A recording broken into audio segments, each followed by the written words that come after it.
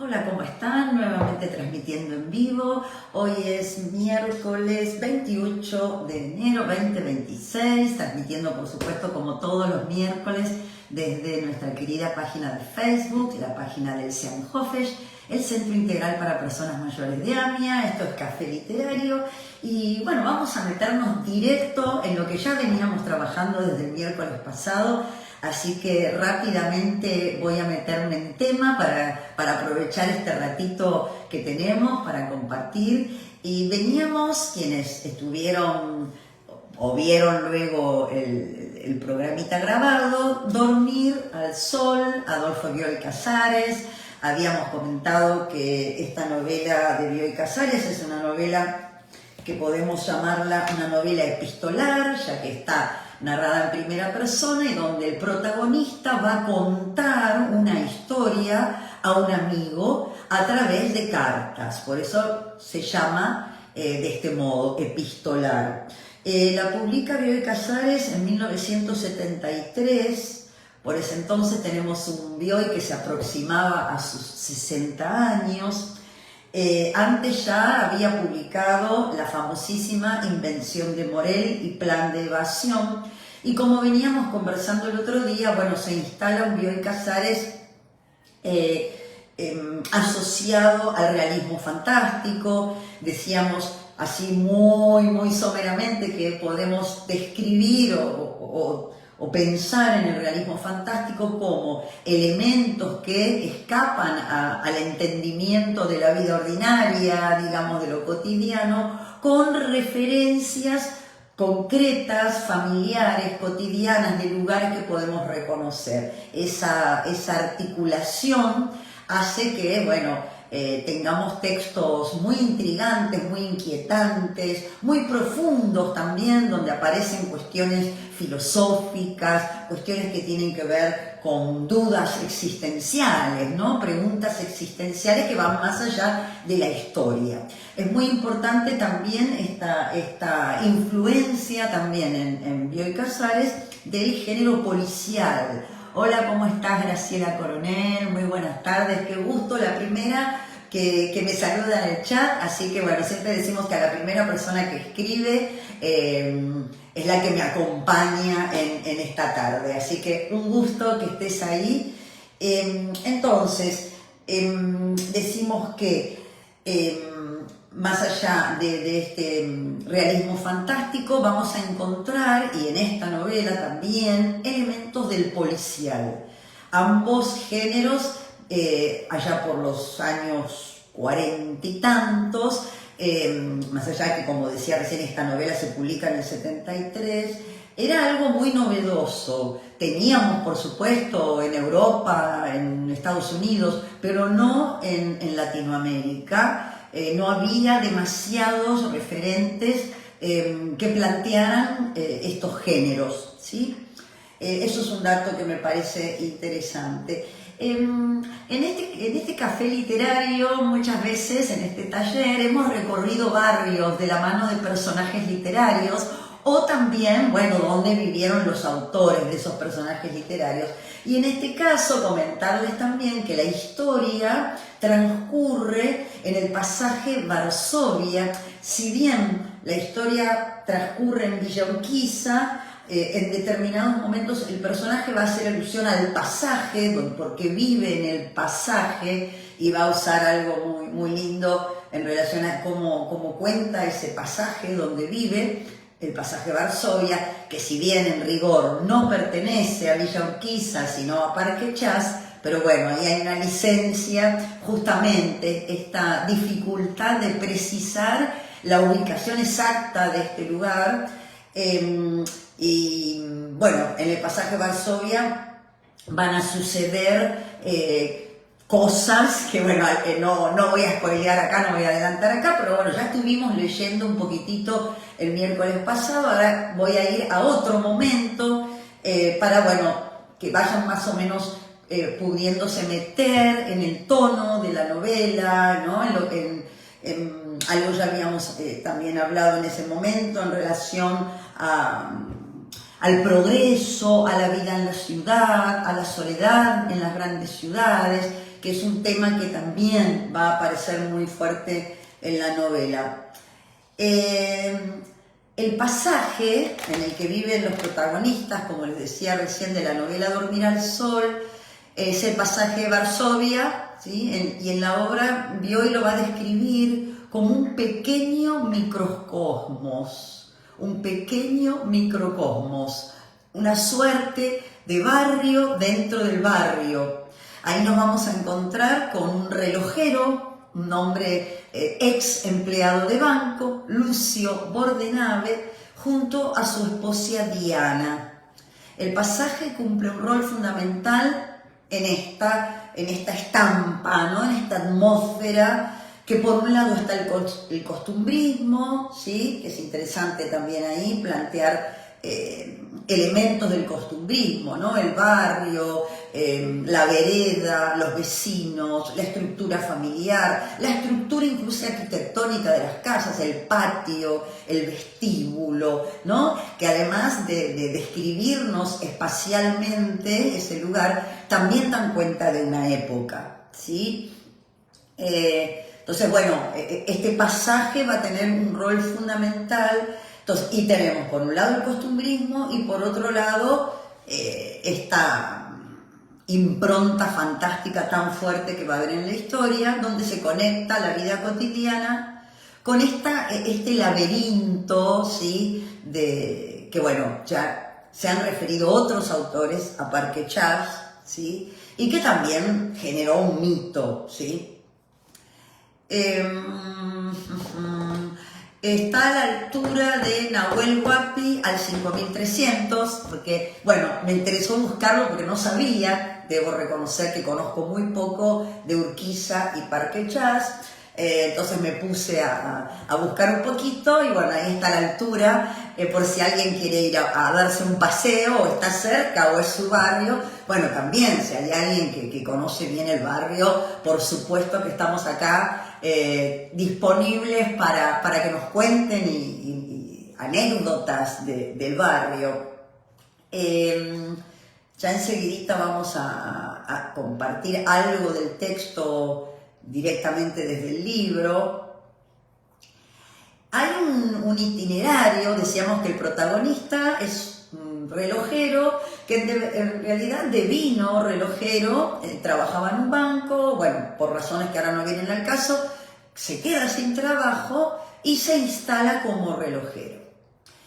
Hay un itinerario ahí situado entre el límite entre Villa Urquiza y Parque Chas, donde podríamos hacer, ¿no?, el punto de partida en el pasaje Varsovia, Nahuel Huapi al 5300. Ahí vive nuestro personaje y tiene este taller. Caminar por ese pasaje nos lleva a pensar esta idea de un barrio dentro de otro barrio, porque ese pasaje tiene un ritmo propio, tiene sus sonidos propios, es un rincón como si estuviera detenido en el tiempo. Y ahí, ¿no?, en esa atmósfera donde Bioy seguramente se inspiró para que lo fantástico aparezca, ¿no?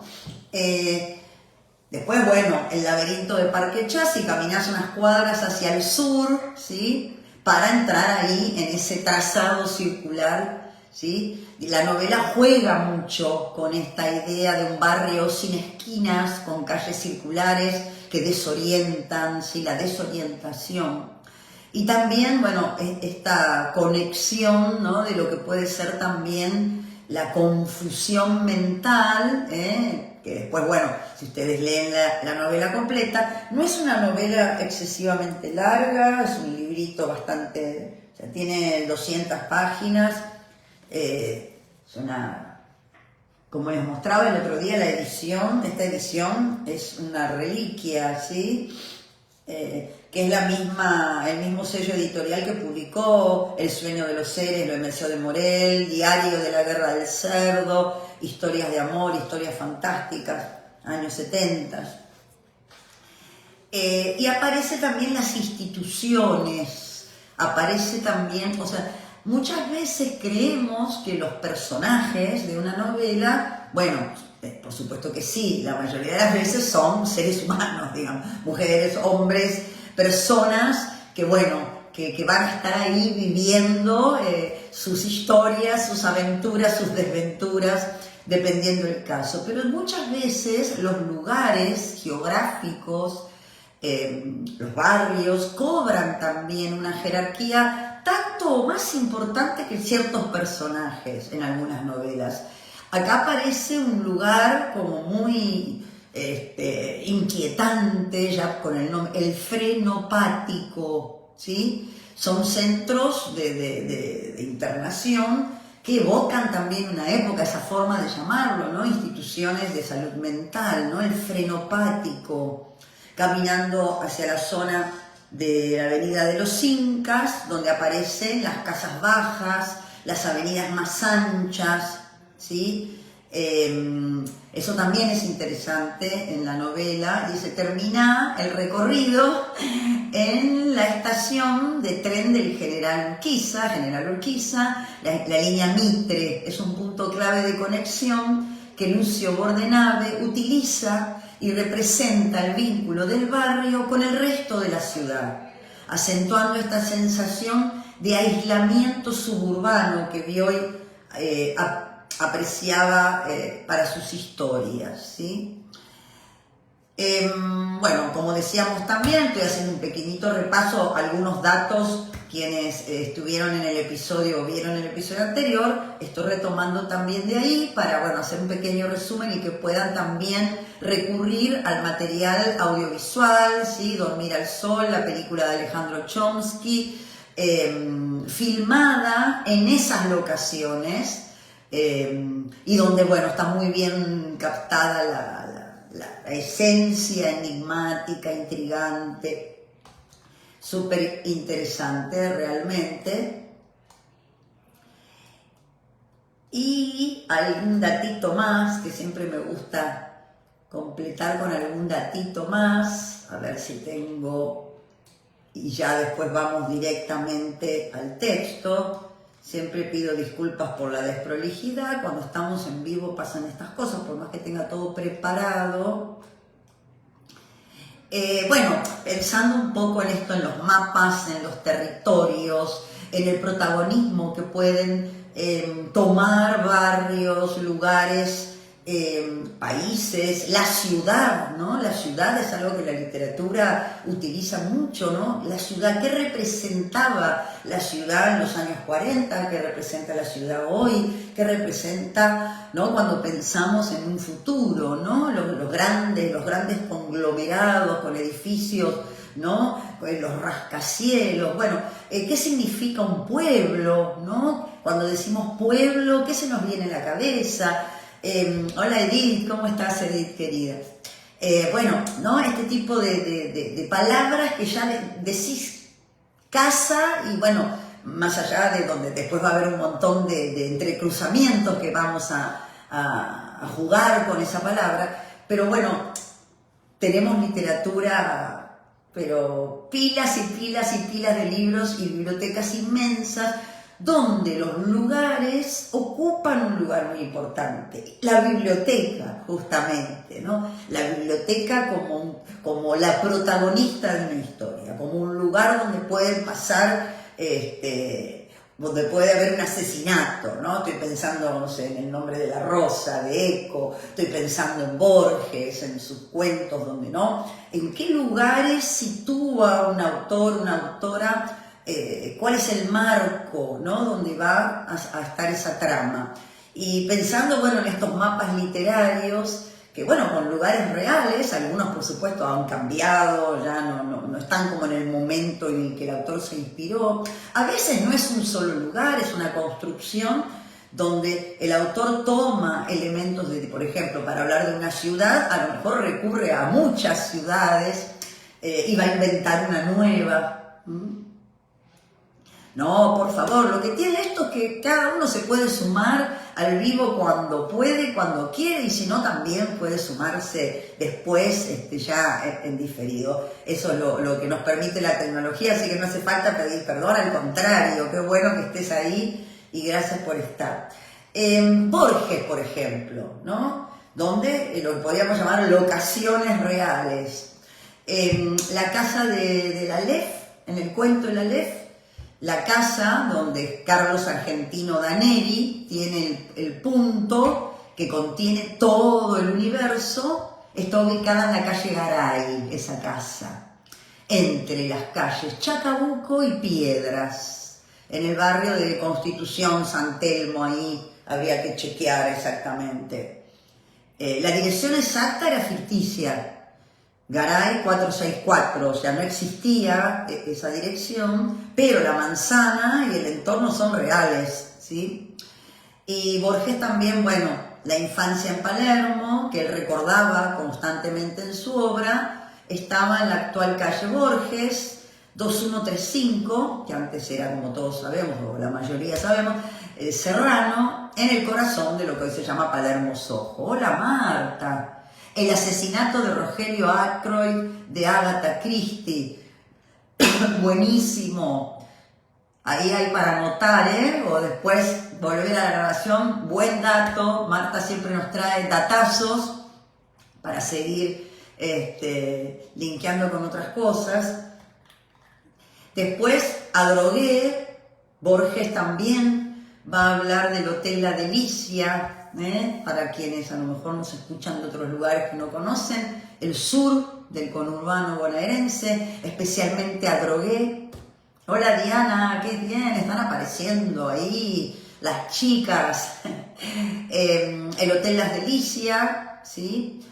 Adrogué, que en el tiempo que ubica Borges, sus cuentos, en este caso cuando él tuvo realmente su infancia en Adrogué. Adrogué era un lugar de veraneo, ¿sí? No es el Adrogué que hoy conocemos. El Hotel La Delicia, que se transformó en edificios y casas, pero parcialmente se puede encontrar la estructura, ¿sí? Y bueno, varios de los cuentos, La muerte y la brújula, El hombre de la esquina rosada, están inspirados en ese escenario de Adrogué.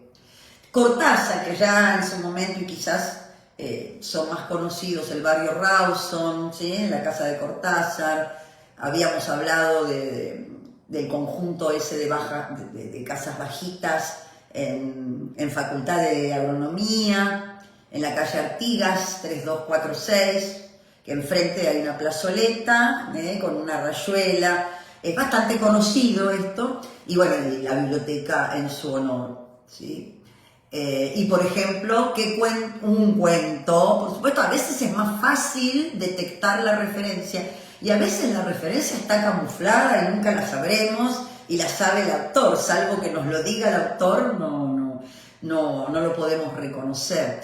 El ambiente del barrio inspiró cuentos como Ómnibus, por ejemplo, ¿sí? O la London City, ¿sí? El emblemático café de Avenida de Mayo al 600, en esquina con Chacabuco, que era uno de los favoritos de Cortázar, donde solía sentarse a escribir. Y por ejemplo, Los Premios, la novela Los Premios la escribió allí.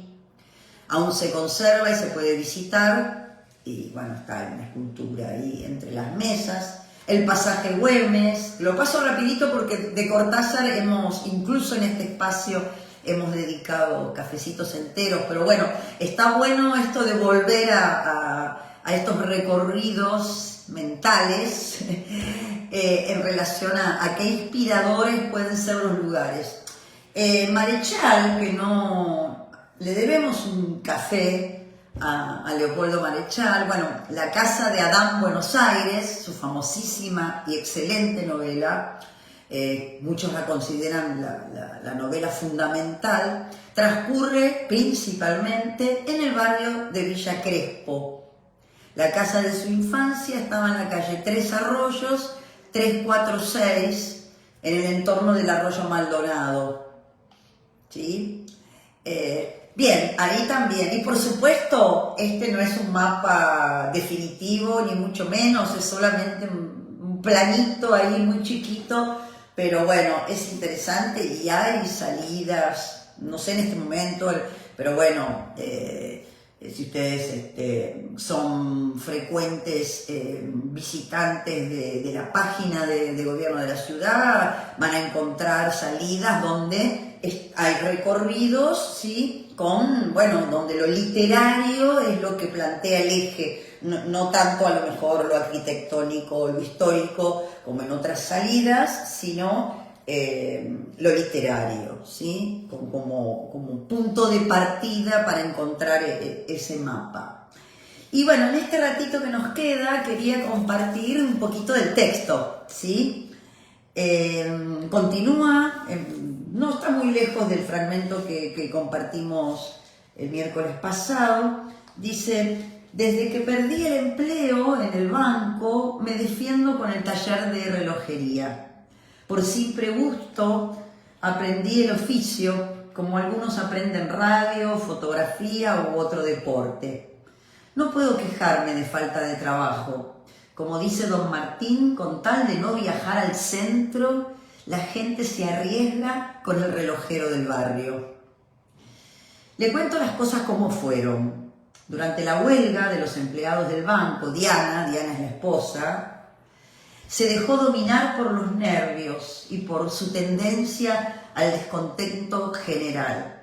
En los primeros días, delante de la familia y también de vecinos y extraños, me reprochaba una supuesta falta de coraje y de solidaridad. Pero cuando me encerraron un día y una noche, que me parecieron un año, en la comisaría, en la primera, y sobre todo cuando me echaron del banco, se puso a decir que para sacar las castañas del fuego, los cabecillas contaron siempre con los bobos. Pasó la pobre por un mal momento. No creo que hubiera entonces manera de calmarla. Cuando le anuncié que me defendería con los relojes, quiso que trabajara en un gran salón de venta de automóviles usados, en plena avenida La Carra. Me acompañó a conversar con el gerente, un señor que parecía cansado, y con unos muchachitos a ojos vistas los que mandaban ahí. Diana se enojó de veras porque me negué a trabajar con esas personas. En casa la discusión duró una semana hasta que la policía allanó el local de La Carra y en los diarios aparecieron las fotografías del gerente y de los muchachos que resultaron una famosa banda. De todos modos, mi señora mantuvo su firme oposición a la relojería. Vale más que yo no calce la lupa delante de ella porque ese gesto inexplicablemente la irrita. Recuerdo que una tarde me dijo: no puedo evitarlo, le tengo una idea a los relojes. Decime por qué. Porque son chicos y llenos de rueditas y de recovecos. Un día voy a darme el gusto, dijo ella, y voy a hacer el desparramo del siglo, aunque tengamos que mudarnos a la otra punta de la ciudad. Le dije, para congraciarla: confesá que te gustan los relojes de Cucú. Sonrió porque seguramente imaginaba la casita y el pajarito y contestó con mejor ánimo: casi nunca te traen un reloj de Cuco. En cambio vienen siempre con esos mastodontes de péndulo. El carillón es una cosa que me dan los nervios. Como pontifica Severina, cada cual tiene su criterio y sus gustos. Aunque no siempre uno los entienda, debe aceptarlos. Se corrió la voz de que tengo buena mano para el reloj de péndulo. Del propio barrio norte me las traen. Mudémonos al barrio norte. Traté de desanimarla. ¿No sabés que es el foco de los péndulos?, le dije. Sí, che, pero es el barrio norte, contestó ella pensativa. No puede negar que lleva la sangre irala. En la familia real, entre comillas, como lo llama Seferina, se desviven todos por la figuración y por el roce. A mí la idea de mudarme siempre me contrarió. Siento apego por la casa, por el pasaje, por el barrio. La vida ahora me enseñó que el amor por las cosas, como todo amor no correspondido, a la larga se paga. ¿Por qué no escuché el ruego de mi señora? Si me hubiera alejado a tiempo, ahora estaríamos libres. Con resentimiento y con desconfianza imagino el barrio como si estas hileras de casas que yo conozco de memoria se hubieran convertido en las tapias de una cárcel, donde mi señora y yo estamos condenados a un destino peor que la muerte. Hasta hace poco vivíamos felices. Yo porfié en quedarme y ya lo ve. Ahora es tarde para escapar. Magistral, creo. Ojalá que llegue. Y si no, no hay nada mejor que ir al libro directamente. Para ir cerrando ya, esto no muestra a las claras que se puede escribir sencillo, no hace falta buscar palabras rebuscadas.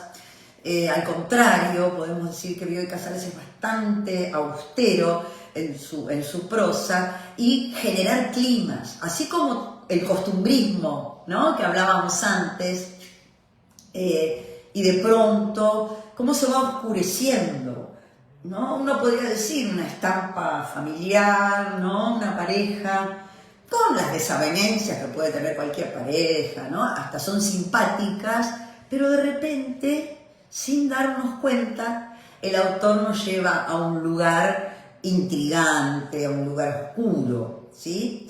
Así que bueno, los dejo ahí, me parece que es un buen punto para despedirnos. Nos vamos a encontrar nuevamente el miércoles próximo y bueno, prometo que voy a... Bueno, no hay que hacer promesas, pero si tienen ganas voy a seguir avanzando un poquito más porque me parece que lo vale. Así que gracias a ustedes, muchas gracias y nos volvemos a encontrar el próximo miércoles.